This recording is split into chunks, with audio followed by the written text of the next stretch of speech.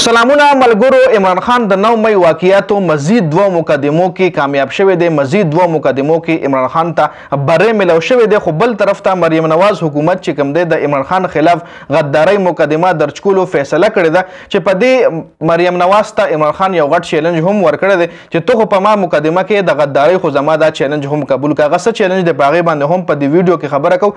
پاکستان تحریک انصاف الیکشن اختیار لاهور های کورټ کې چیلنج کړی دی. کوم اختیار چې الیکشن کمیشن سره د الیکشن حواله سره دی، هغه کې یو پوینټ داسې دی چې هغه پی ټی آی چیلنج کړی. کم پوینټ ته په هغې باندې هم تفصیلا خبره کوو. د اسلام آباد د حلقو چې کومې درېو حلقو باندې د پی ټی آی کیسز روان دي، هغه درې حلقې پی ټی آی ګټلی شي، پی ټی آی ته هغې کې کامیابي میلاویدی شي، په هغې باندې هم خبره کوو. او په دغه درېو حلقو کې د نون لیګ امیدواران چې کوم دی خپله هم ګیرېدی شي. دا ټول تفصیلات په دې ویډیو کې تاسو سره شریک کوم. ویډیو خپله هم مکمل وګورئ او مخکې ملګرو سره ضرور شریک کړئ. لومړنۍ په عمران خان باندې خبره کوو چې عمران خان ته کم دوه مقدماتو کې بری ملو شوی دی. عدالت ویلی دی چې هغه دوه مقدمې چې کومې د هغې نن تاریخ وچوي کې عدالت کې جج صاحب ووي چې پراسیکیوشن سره د عمران خان خلاف ناکافي شواهد دي، هیڅ قسم ټوس ثبوت نشته دی په دغه مقدمو کې. نو تانا شهزاد ټاون چې کوم دی هغې کې په عمران خان باندې 9 مې واقعیاتو حوالې سره دوه مقدمې درج وي.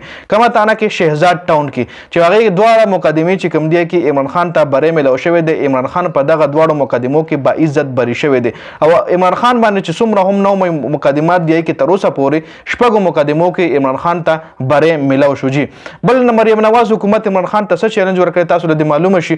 مریم نواز حکومت دا فیصله کړې وه چې موږ په عمران خان باندې د غدارۍ مقدمې درج کوو، ځکه دی په جیل کې ناست دی او د ادارو خلاف دی بیانات جاری کوي. د ادارو خلاف دی داسې بیانات جاری کوي چې د هغې په وجه قوم چې کوم دی د ادارو نه نفرت کوي. نو موږ په ده باندې د غدارۍ مقدمه درج کوو. نو هلته نه والله عمران خان جواب ورکړی دی چې ته په ما د غدارۍ مقدمه درج کوې، خو زما دا یو شرط ورسره هم قبول کا.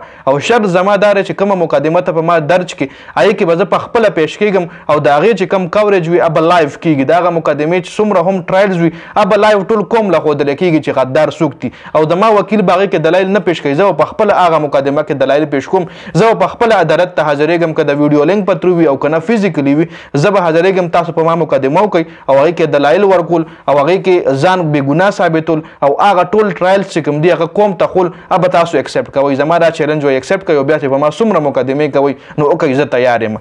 دا والله عمران خان چیلنج ورکړی دی. جی بل عمران خان د خپل سوشل میډیا چې کوم ټیم دی هغې دپاره هم پیغام جاری کړی دی. عمران خان ویلی دی چې زه جیل کې یم، د جیل په وجه باندې د قید په وجه باندې زه عوامو سره براه راست خبرې نشم کولی. نو ډېرې خبرې داسې راشي چې زه جیل کې وکړم او بهر هغه بدلې وځي، یا څه خبرې داسې چې بیخي عوامو ته رسي نه. نو عمران خان ویلي چې زما په خپل سوشل میډیا ټیم باندې غټ یقین دی او خپل ټیم ته سره زه کلک ولاړ یم او ټول سوشل میډیا ورکرز ته زما سلام دی. پی ټی آی د الیکشن اختیار لاهور های کورټ کې چیلنج کړی دی. پی ټی آی د الیکشن کمیشن انتخابي نښه واپس اخیستو اختیار لاهور های کورټ کې چیلنج کړی دی. په دې درخواست کې پی ټی آی لیکلی دي چې الیکشن کمیشن نه دا اختیارات واخیستلی شي چې دی د پارټو نه انتخابي نښه اخلي. دې پوره آرټیکل یې ورله لیکلی، پوره یو غټ درخواست یې ورله لیکلی دی. نو اوس ګورو چې لاهور های کورټ د الیکشن کمیشن نه دا اختیار اخلي که نه. خو د نن ورځې داسې اهم اپډیټس نور هم غټ اپډیټس را روان دي.